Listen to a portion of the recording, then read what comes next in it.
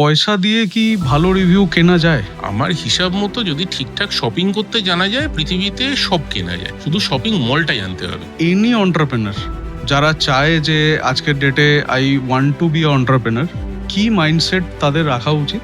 কি কি জিনিস দে শুড ফোকাস? কেন আমি এখানে এসেছি? আজকাল অনেকে বড় বড় কথা বলেন, আমি এই প্রবলেম সলভ করছি, সেই প্রবলেম সলভ করছি। বেসিক প্রশ্ন হচ্ছে আমি কি করছি, এবং নিজের ব্যবসাকে আমি যদি 3টে সেন্টেন্সের মধ্যে না বোঝাতে পারি, তাহলে সমস্যা হচ্ছে আমি নিজেই বুঝি না। এটা আমার কথা না, গ্লোবাল বড় ব্যবসায়ী ইনক্লুডিং জ্যাকমা ফ্যাকমা সবাই বলে গেছেন। The people who inspires you the most? আমার ছেলে, মানে আমি বিরিয়ানি বানাচ্ছি, জীবনভর শুধু বিরিয়ানি বানিয়েছি, দ্যাট ইজ ফাইন। পৃথিবীতে বহু রেস্টুরেন্ট আছে যারা সারা জীবনে একটাই ডিশ বানিয়েছে। ব্র্যান্ডেড রেস্টুরেন্টস দেখতে পারি? চান্স নেই। অনেকে বলে কি না সুইগিতে অফারটা এক্ষুনি বন্ধ করে দাও বা জোম্যাটোর অফারটা এক্ষুনি বন্ধ করে দাও, বিকজ অতটা মেবি প্রফিটেবল হচ্ছে না বা কিছু। এই হোমওয়ার্কটাও কি আগে করে নেওয়া দরকার? নমস্কার, চলে এলাম আরেকটি ওয়ান্ডারফুল এপিসোড নিয়ে, আনস্ক্রিপ্টেড উইথ সুশোভন। আজকে আমার special guest, the very famous Indrajit Lahiri, mister Indrajit Lahiri, the famous entrepreneur, founder of Futka series, and he runs a lot of other business also other than Futka, and he's also a famous content creator. So Indrajit, the warm welcome in today's show. প্রথমে যেটা তোমার থেকে জানতে চাইবো, if you can go through about Futka, যে how you have thought of Futka, how you have formed Futka, about this. I used to write on a blog post called Moha Mushkil, that old-fashioned website. এবার কি হয়, সেখান থেকে I was selected to attend a food walk by a media house. Mir Afsar Ali was the MC there, was the anchor. Now, one thing led to another. Mir and myself, we became good friends, এবং তারপরে মির যোগাযোগ করে যে আমি এরকম একটা ইনি শুরু করতে চাইছি, will you be interested? Definitely I would be interested, and thus Futka series started in 2017. We are going to be in our 10th year very soon. Okay, great. এই যে তুমি ফুডকাটা শুরু করলে, অ্যান্ড আমি যদি একটু জানতে চাই তোমার থেকে, what is the vision behind this, mission of founding Foodka? দেখো, ফুডকা যখন শুরু হয়েছিল, it was a different game. It was suppose to be an YouTube channel. এবার গ্র্যাজুয়ালি কি হলো, মির ফুডকা থেকে এক্সিট নিলো 3 years back in 2023. তারপরে আমরা দেখলাম যে শুধু একটা YouTube channel doesn't make much of a sense, definitely not commercially or revenue wise. সেক্ষেত্রে আমরা কি করলাম, আমরা ফুডকা সিরিজের মাল্টিপল ভার্টিকলস আনলাম, বিজনেস ভার্টিকলস, যার মধ্যে একটা হচ্ছে ফুডকা F&B কনসাল্টিং। এখানে আমরা বিভিন্ন হসপিটালিটি ব্র্যান্ডকে এবং অন্যান্য ব্র্যান্ডকে তার GTM এর জন্য, তার ব্র্যান্ডিং এর জন্য সাপোর্ট করি। It's not a social media agency, it's just a consulting who supports in setting up a business in the GTM, এইগুলো। সেকেন্ড ভার্টিকল হচ্ছে ফুডকা স্টুডিও, যেখানে আমরা বিভিন্ন ব্র্যান্ডের তাদের ব্র্যান্ড ফিল্ম বা রিলস বা স্ট্যাটিক্স এগুলো শুট করে দিই। The third vertical for Foodka series is Foodka academy, যেখানে আমাদের ওয়েবসাইটের থ্রু দিয়ে এটা রান করা হয়, foodkaseries.com। সেখানে আমরা কি করি, বিভিন্ন কোর্সেস আছে, যারা হয়তো শিখতে চান maybe how to run a cloud kitchen, how to increase your sales, সেগুলো তারা সেখান থেকে অনলাইন পে করে ডাউনলোড করে পড়তে পারেন। এবং তার সঙ্গে ন্যাচারালি ফুডকা সিরিজের ভিডিওগুলো তো আছেই। সেখানে আমাদের দুটো স্ট্রিম অফ রেভিনিউজ আছে, একটা হচ্ছে যেটা গুগল থেকে আসে, YouTube add revenues. Second is we collaborate with a lot of brands, multiple brands, এবং এই হচ্ছে ফুডকা সিরিজের ডিফাইন 4টে ভার্টিকল। এইভাবে কাজ হচ্ছে। আমাকে বলো, like you while doing Foodka, এটা তো ফ্যাক্ট যে তুমি প্রচুর ধরনের খাবার and all you have tested all through. তো outside Bengal also you have tested, না শুধুমাত্র বেঙ্গল বাংলা খাবার? না, আমরা বাংলার বাইরে বা আউটসাইড ইন্ডিয়া সব জায়গাতেই করছি। We have been to Meghalaya, been to Hyderabad, been to Odisha multiple times, overseas been to Thailand, Vietnam, Bangladesh. ফলে সেখানে খাওয়াটা আমাদের passion turned a bit serious, passion turned a profession, এবং সেটা আমার খুব ভালো লাগে করতে। গ্রেট। আমাকে বলো, like while having the food and parallelly you are doing a wonderful storytelling, ওই দুটো জিনিস একসাথে। So how are you maintaining this two things together? আর তোমার ফিলিং, মানে how do you feel to do that, যে একটা ওয়ান্ডারফুল খাবার তুমি খাচ্ছ, and parallelly you are creating a wonderful story out of it. তো দেখো, দুটো জিনিস হয়। একটা হচ্ছে, আই এম শিওর যদি কোনো কন্টেন্ট ক্রিয়েটার এটা দেখেন বা তুমিও যখন দেখবে, আমরা যখন শুট করি তখন খাওয়া হয় না, কারণ Right. খাবারটা ঠান্ডা হয়ে যায়, Right. মাল্টিপল টেক্স থাকে। আর যখন খেতে যাই মোস্ট অফ দ্য কেসেস তখন ক্যামেরা চলে না, সেটা শুটের আগেও হতে পারে, পরেও হতে পারে। সেটা অন্য প্রশ্ন। ফলে খাওয়াটা যখন আমাদের কাজ, আমরা কি করি, আমরা একটা সময় একটা কাজ করি, যখন শুট করি তখন শুট করি, সেখানে তার জন্য যতবার খেতে হবে, যা যা করতে হবে করতে হলো। আর যখন খাই তখন আমরা জাস্ট খাওয়াটাকেই এনজয় করি। সেইভাবে আমরা দুটো জিনিসকে প্যারালালি কাজের মতো দেখি এবং প্যারালালি এনজয় করি, যেখানে হয়তো খাওয়া বা ভালো খাবার খাওয়া সেটা আমার কাছে খুব পছন্দের একটা জায়গা, শখ, প্যাশন, যে নামে ইচ্ছে রাখো। But foodcast series, that doing that shoot, that story telling, বা স্টোরি টেলিং কোত্থেকে এলো? দেখো, I am approaching 50 in a couple of years. সেক্ষেত্রে কি হয়, আমরা তো খুব বেশি আর খেতে পারি না, শরীরের ক্ষমতা কমে আসছে। Right. So that's how we started talking about the history, the backstory, the spin-off. কারণ খাবার সবাই খাচ্ছে আজকে, সবাই দেখাচ্ছে, বাট আমরা কি খাচ্ছি বা কেন খাচ্ছি এই গল্পগুলো লোকজনের জানাটা খুব দরকার। সেই স্টোরিটা সবসময় খাবারের সঙ্গে স্পিন অফ করতে থাকে। মানে আমরা যদি আজকে ছোটবেলার খাবার ধরি, আমাদের রাদার দেন কি খেয়েছিলাম মনে আছে হয়তো বাবার সঙ্গে বা মার সঙ্গে কোথায় গেছিলাম, সেইটা হচ্ছে এই গল্পটা। গিয়ে কি খেয়েছিলাম, মানে বিরিয়ানির মাংস ভালো ছিল না খারাপ ছিল আমি এত বছর পরে ভুলে গেছি, কিন্তু ওই যাওয়াটা মনে আছে। That journey is very important. Right. এখনো অবধি তোমার ফেস করা এনি অকওয়ার্ড বা রিডিকিউলাস কোনো মোমেন্টস ইন মানে whenever you have been invited, or যখন তুমি ভেবেছো কি এরম একটা খাবার খাবো and we'll do the review, any awkward moments? দেখো, রিডিকুলাস অকওয়ার্ড বলতে পারবো না। যখন আমি প্রথমবার শুটের জন্য ব্যাংকক যাই, ওখানে একটা জায়গা আছে কল্ড খাও সান রোড। ওকে। আপনারা যারা, তুমি যখন ব্যাংকক যাবে দেখবে, it's a very very famous place, right, tourist friendly space. সেখানে গিয়ে আমি প্রথমবার জীবনে স্করপিয়ন ট্রাই করেছিলাম কাঁকড়া বিছে। ওকে। এবার কাঁকড়া বিছেটা খাওয়াটা না খুব একটা অকওয়ার্ড ব্যাপার। এক তো দেখতে ওরকম, দেখতে কাঁকড়া বিছে যেরকম হয় কাঁকড়া বিছে সেরকমই, রাইট। এবার আমি আজ অব্দি জানি না জিনিসটা খেতে অখাদ্য।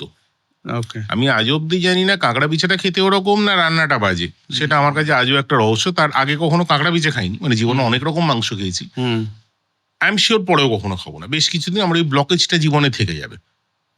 এবার সেটাকে যদি অকওয়ার্ড ধরো তো অকওয়ার্ড, সেটা অকওয়ার্ড, রাইট।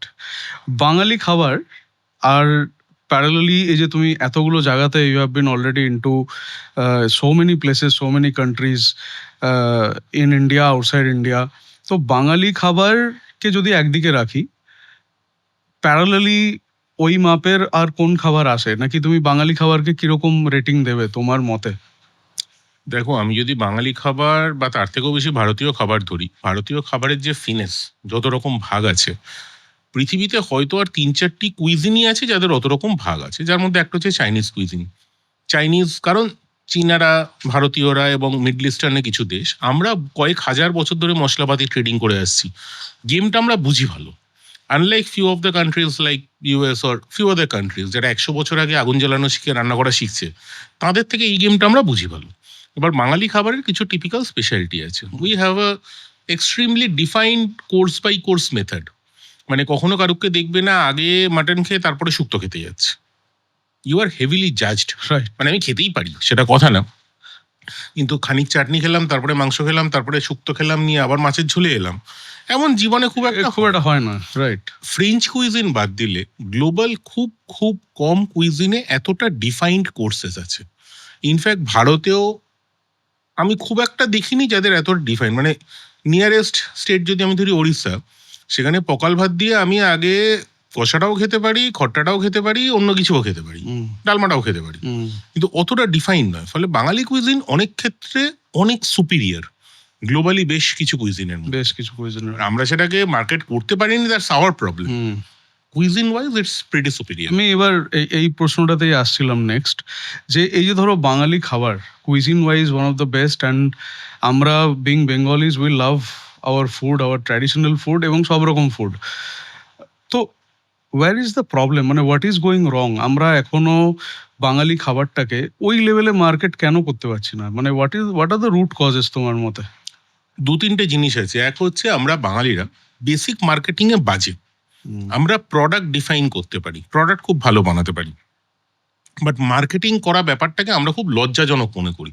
মানে আমি আমারটাকে কেন ভালো বলবো, তো মুখে মুখে কথা ছড়াবে, word of mouth. Word of mouth তখনই কাজ করে যখন তার আগে একটা বেসিক মার্কেটিং হয়ে গেছে।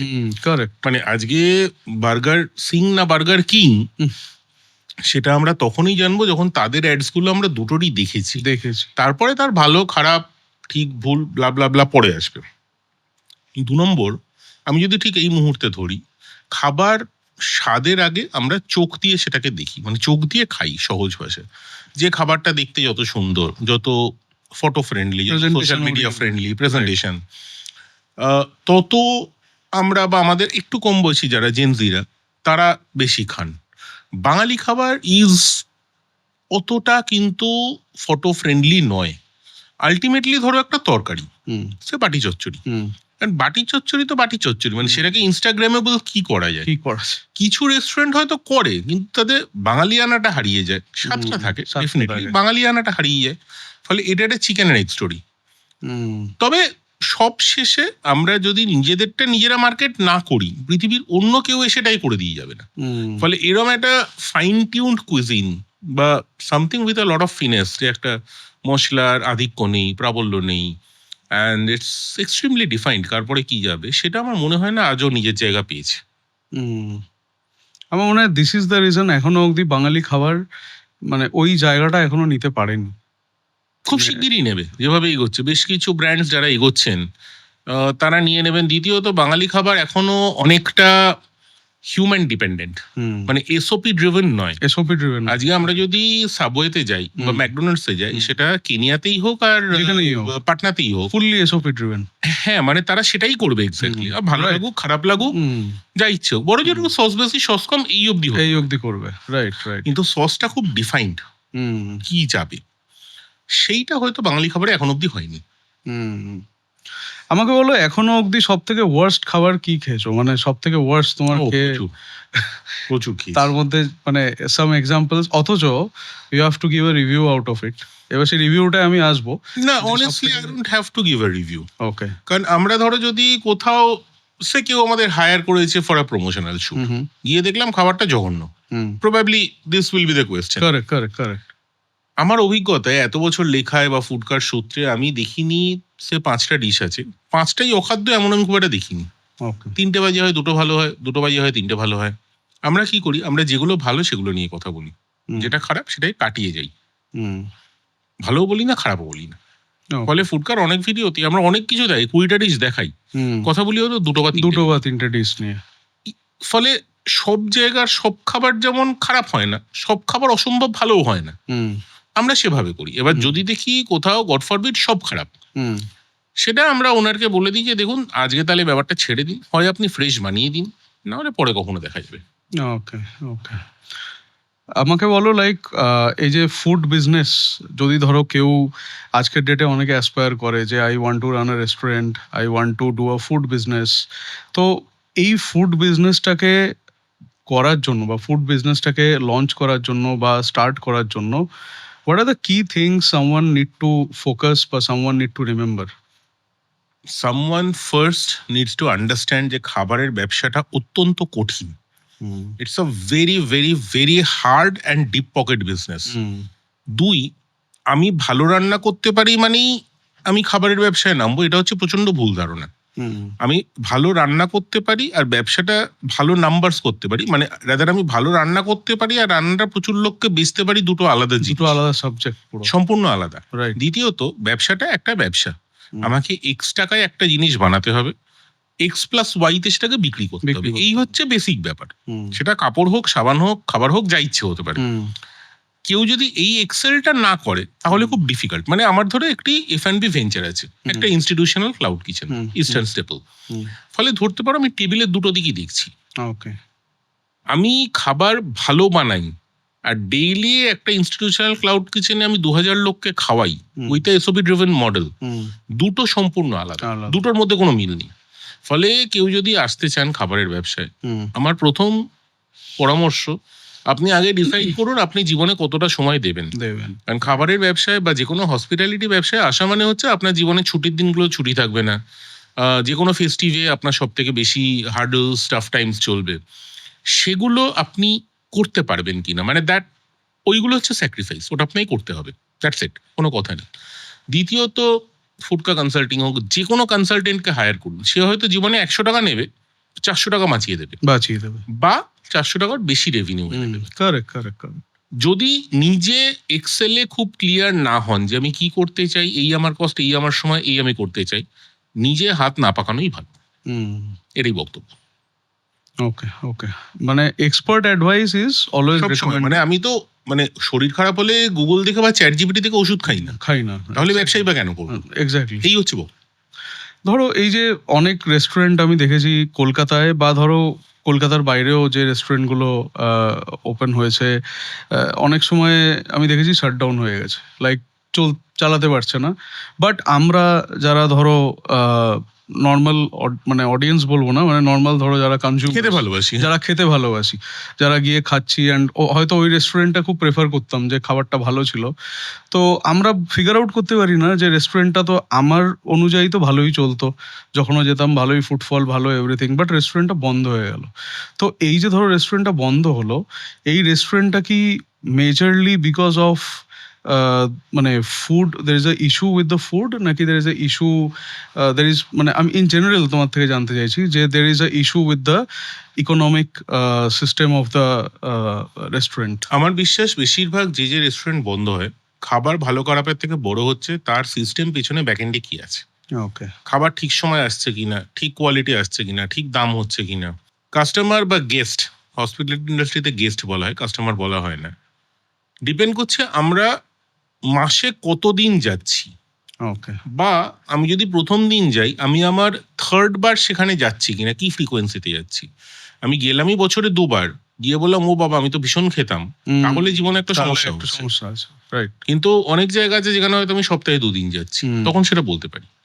ব্যবসার কাজ সেটাকে বোঝা যে কেন আসছে না লোকটা, কি করলে আসবে, আমায় কি করতে হবে, কি অফারিং দিতে হবে, কিভাবে অফারিং দিতে হবে, কতটা ভালো খাবার কতটা রিজনেবল দামে আমি দিতে পারি। কম দাম বলছি না, খুব ভালো খাবার কম দামে হয় না, ফলে সেটা সম্ভব না, কিন্তু আমি যেটা দিচ্ছি সেটা ভ্যালু ফর মানি কিনা, সেইগুলো বুঝলে ব্যাপারটা চলে যায়, না হলে ডিফিকাল্ট। ওইটাই আগেরটাই বলছিলাম, যেখানে একটু ওই এক্সেলে বা খাতায় কলমে হিসাবটা বেশি দরকার, দেন আমি ভালো রান্না করতে পারি, আমি খাবারের ব্যবসায় যাব।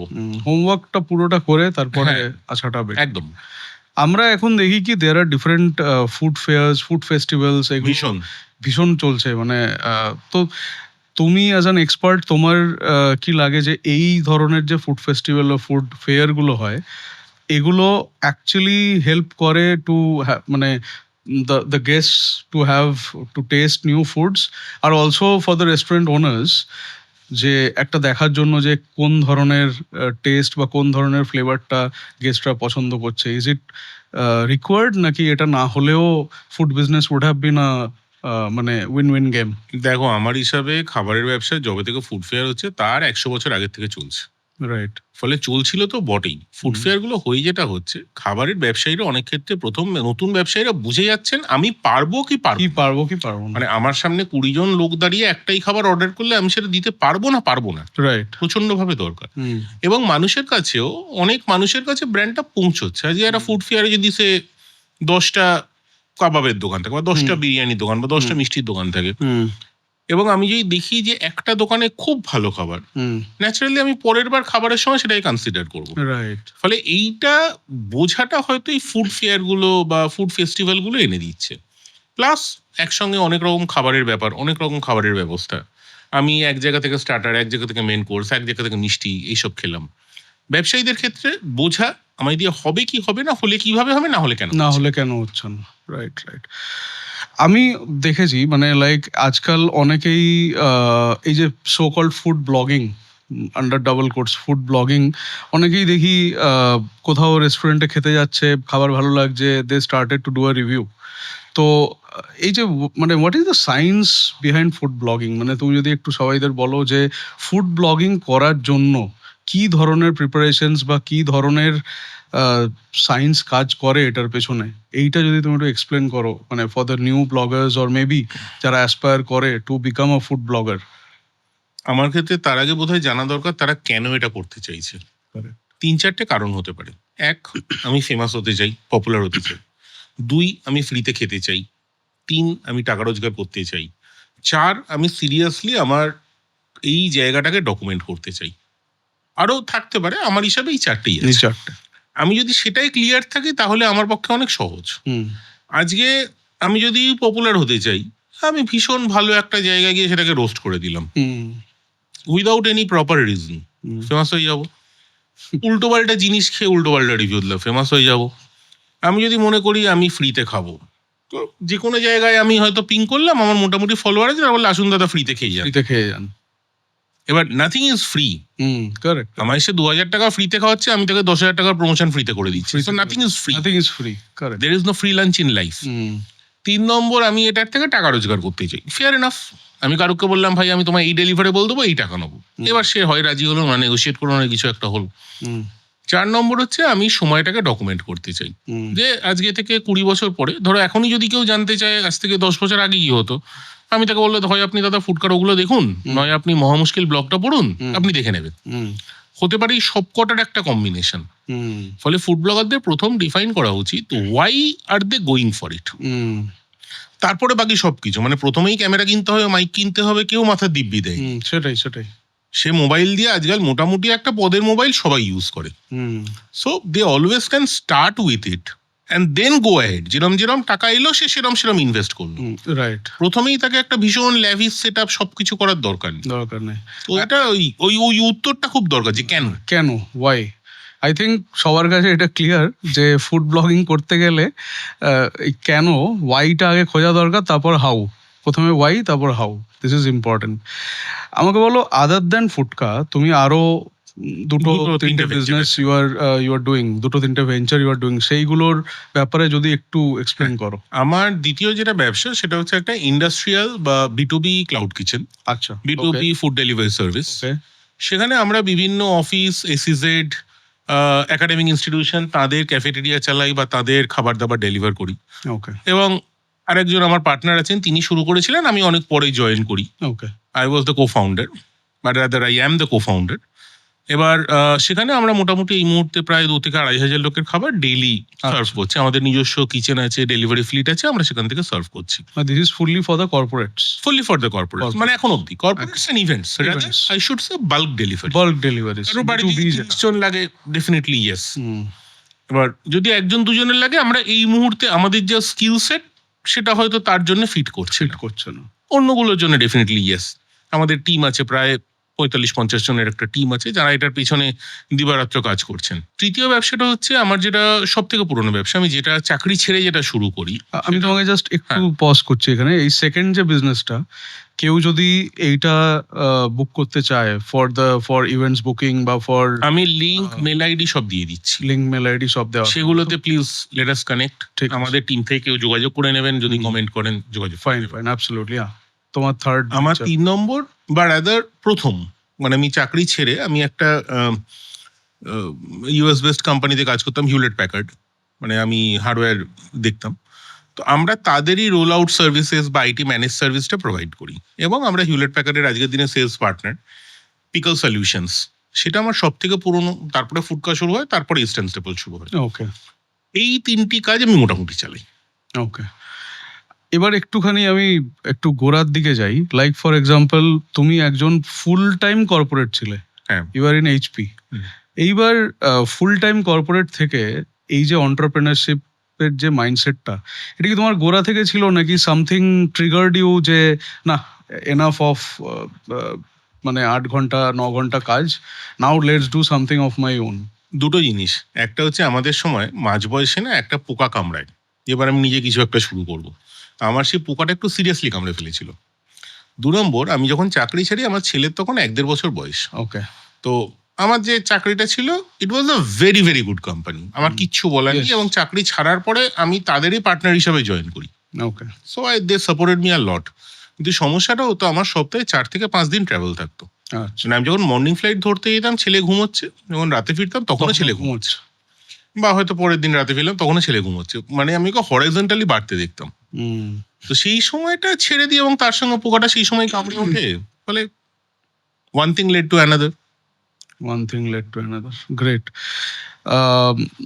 লাইক এই যে ধরো তুমি এত ধরনের খাবার খাবার দাবার টেস্ট করেছো বা এত ধরনের খাবার দাবার খাও, এনি বেস্ট 3 ডিশেস যেটা তোমার সব থেকে পছন্দ?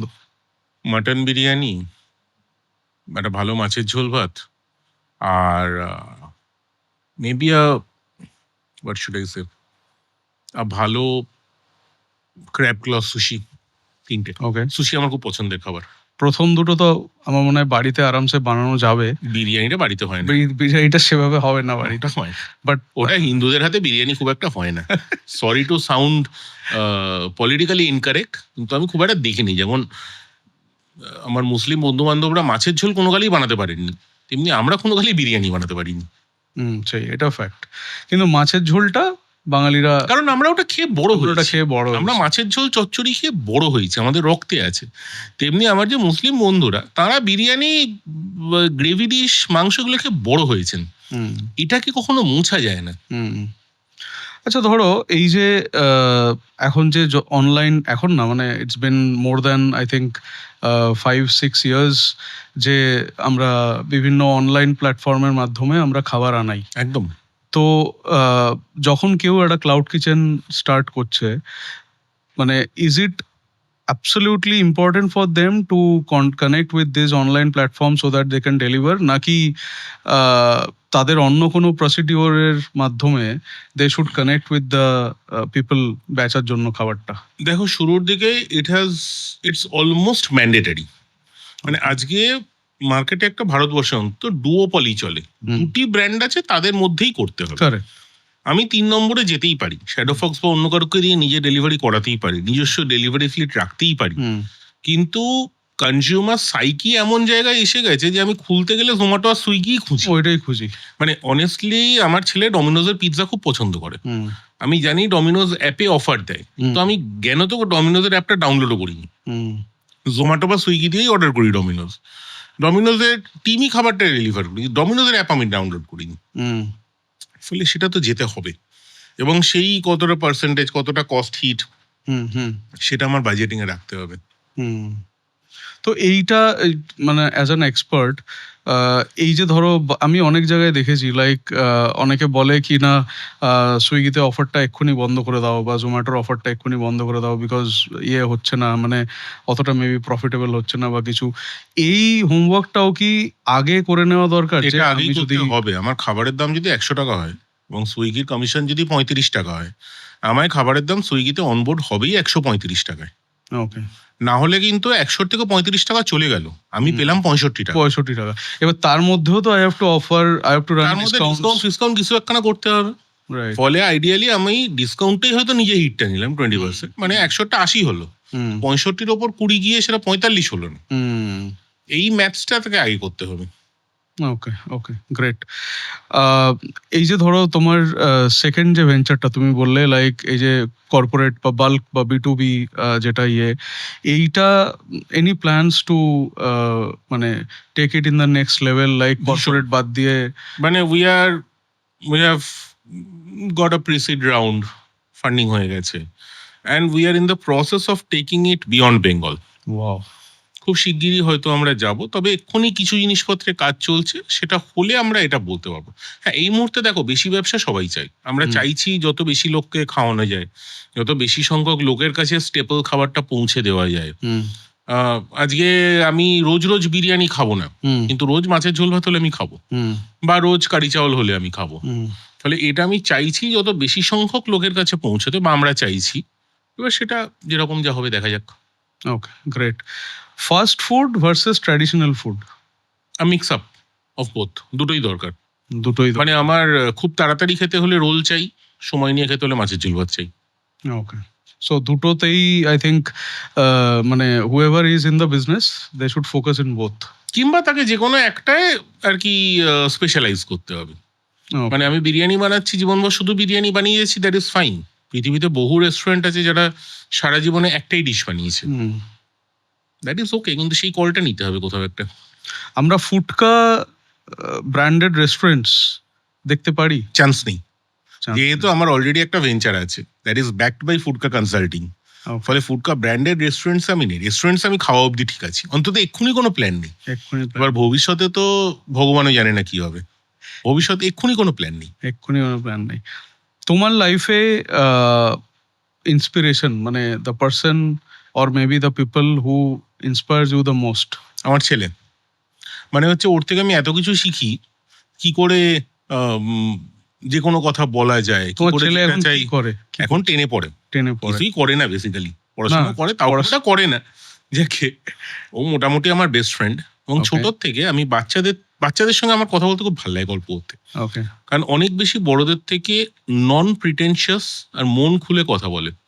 আমার ছেলের থেকে আমি অনেক কিছু শিখি, ন্যাচারালি হয়তো ও কিছু জিনিস শেখে আমার থেকে, ওর জন্য আমি পুরো গল্পটা করছি। ফলে he is my inspiration or the spark to go on. Okay, great.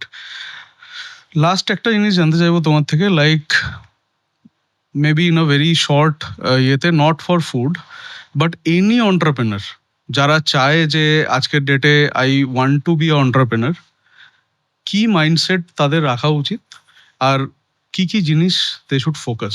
Not only food, মানে এনি এন্টারপ্রেনার। একটাই মাইন্ডসেট রাখা উচিত, কেন আমি এখানে এসেছি। আজকাল অনেকে বড় বড় কথা বলেন, আমি এই প্রবলেম সলভ করছি, সেই প্রবলেম সলভ করছি। বেসিক প্রশ্ন হচ্ছে আমি কি করছি, এবং নিজের ব্যবসাকে আমি যদি 3টে সেন্টেন্সের মধ্যে না বোঝাতে পারি, তাহলে সমস্যা হচ্ছে আমি নিজেই বুঝি না। এটা আমার কথা না, এটা মানে বহু গ্লোবাল বড় ব্যবসায়ী ইনক্লুডিং জ্যাকমা ফ্যাকমা সবাই বলে গেছেন।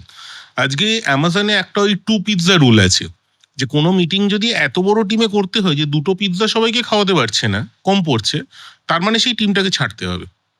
ফলে আমি যদি ছোট করে নিজের কাজটা নিজে না বোঝাতে পারি, তার মানে আমি প্রচুর জার্গনস জানছি, কাজের কাজ করছি না। দ্যাটস ইট, এটা হচ্ছে প্রথম। দ্বিতীয় কথা, তাদের যেটা ব্যবসার মূল কথা এবং অন্যতম দরকারি কথা যেটা নিয়ে কেউ বলেন না, সেটা হচ্ছে ক্যাশ ফ্লো ম্যানেজ করা। সেটা ভীষণ দরকার। টাকা কোথায় আসছে, কোথায় যাচ্ছে, কত আছে।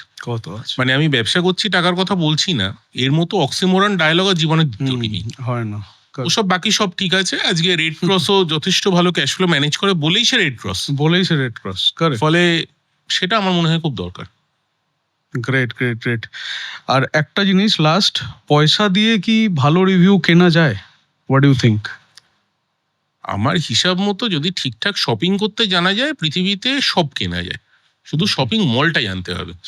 হ্যাঁ, এবার একদম বাজে খাবার কি ভালো বলা হয়, বা বাজে জামাকে কি ভালো বলা হয় না। মানে কিছু লোককে সারা জীবন বোকা বানানো যায়, সব লোককে অল্প সময় বোকা বানানো যায়, দুটো সম্ভব না, কিন্তু ওই শপিং মলটা জানতে হবে। Okay, great. Thank you so much.